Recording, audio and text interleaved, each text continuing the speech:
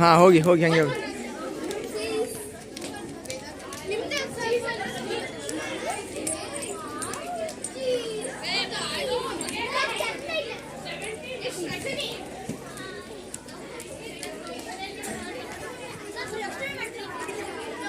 ಮಧುಕೇಶ್ವರ ದೇವಸ್ಥಾನ ಬನವಾಸಿ.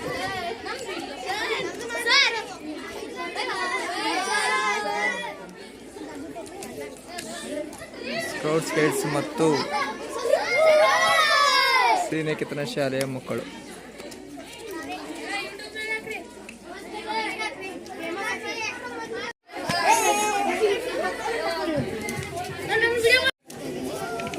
ಬಾ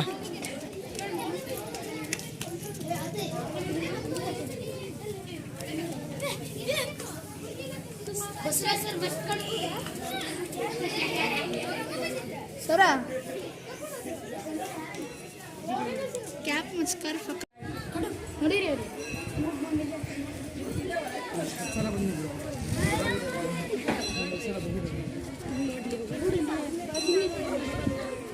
sir number video तेगिदी सर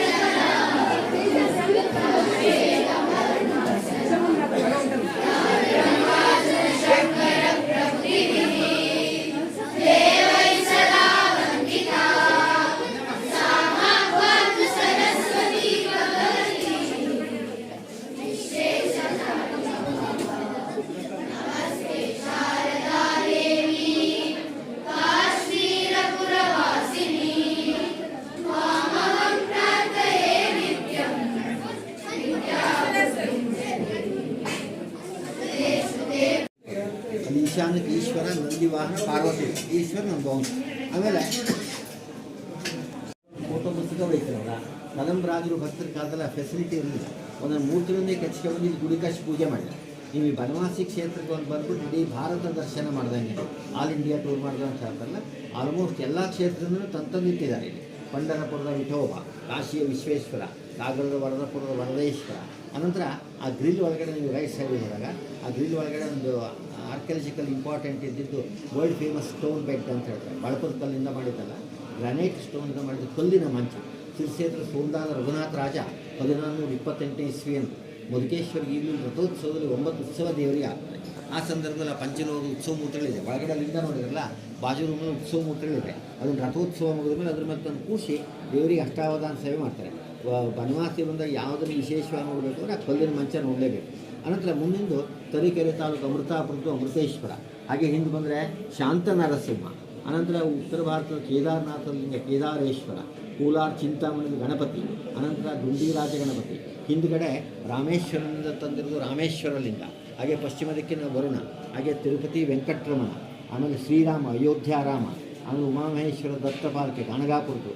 ಹಾಗೆ ಮುಂದೆ ಬಸವಲಿಂಗೇಶ್ವರ, ಆಮೇಲೆ ಸೂರ್ಯನಾರಾಯಣ ಸನ್ ಟೆಂಪಲ್ ಕೋನಾರ್ಕಿಂದ ತಂದರು. ಹಾಗೆ ಮುಂದೆ ಬಂದರೆ ಅರ್ಧ ಗಣಪತಿ ಅಂತ ವಿಶೇಷ. ಈ ಗಣಪತಿಯ ಅಲ್ಲಿ ಗಣಪತಿಯ ಅರ್ಧ ಇಲ್ಲಿ ಎಡಭಾಗಿಲ್ಲ, ಬಲಭಾಗ ಮಾತ್ರ ಇದೆ. ಆ ಗಣಪತಿಯ ಎಡಭಾಗ ಕಾಶಿಯಲ್ಲಿದೆ ಹೇಳೋದು ಕಾಲ್ಪನಿಕ ಕಥೆಯ ದಂತಕಥೆ. ಪುರಾಣೋಕ್ತಿಯ ಪ್ರಕಾರ ಪುರುಷನಿಗೆ ಎಡಭಾಗ ಪತ್ನಿಯ ಭಾಗ, ಹೌದಾ? ಆ ಭಾಗವನ್ನೇ ಬಿಟ್ಟು ಗಣಪತಿ ಬ್ರಹ್ಮಚಾರಿಯಾಗಿ ಇಲ್ಲಿದ್ದಾನೆ. ಹಾಗೆ ಹೇಳಿ ಭಗ್ನ ಮೂರ್ತಿ ಅಲ್ಲ, ಚತುರ್ಕನ ಅಥವಾ ಅರ್ಧಕ್ಕೆತ್ತಿ. ಮುಂದೆ ಪರಶುರಾಮ. ಹಾಗೆ ಆದಿಶೇಷ ಅಂತ ಒಂದು ಮೂರ್ತಿ ಬಂತು, ಆದಿಶೇಷನ ಮೂರ್ತಿ, ನಾಗರ ಮೂರ್ತಿ. ಆ ಆದಿಶೇಷನ ಮೂರ್ತಿ ಎರಡೂ ಸೈಡ್ನಲ್ಲಿ ಒಂದು ಬ್ರಾಹ್ಮಿ ಲಿಪಿ ಅಂತ ಒಂದು ಭಾಷೆ ಬರ್ಕೊಂಡಿದೆ.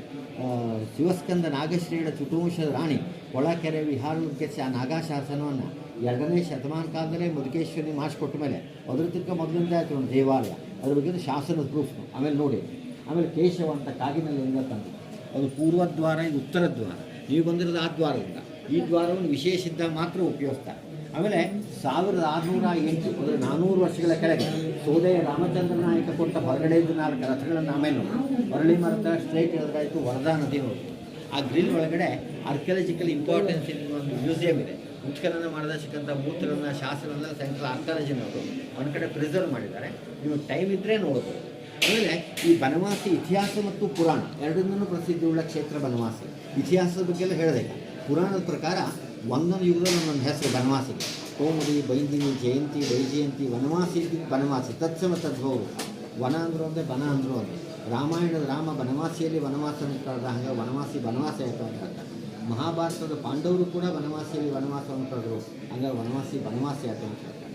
ಆಮೇಲೆ ಬನವಾಸಿ ದಕ್ಷಿಣ ಕಾಶಿ ಅಂತ ಪ್ರಸಿದ್ಧಿಯುಳ್ಳ ಕ್ಷೇತ್ರ ಬನವಾಸಿ. ಬನವಾಸಿಗೂ ಕಾಶಿಗೂ ಹೋಲಿಕೆ ಅಂದ್ಕೊಂಡಿದ್ದಾರೆ. ಬನವಾಸಿ ದಕ್ಷಿಣ ಕಾಶಿ ಅಂತ.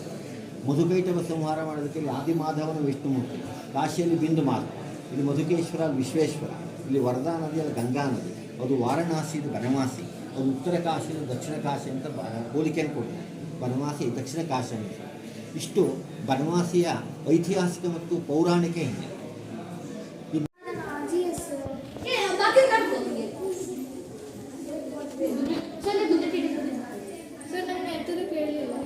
ಸರ್ ನಿಮ್ದು ಇದು ಯೂಟ್ಯೂಬ್ ಚಾನಲ್ ಉಂಟಲ್ಲ ಸರ್? ಹಾಂ, ಈಗ ಸುಮ್ಮನೆ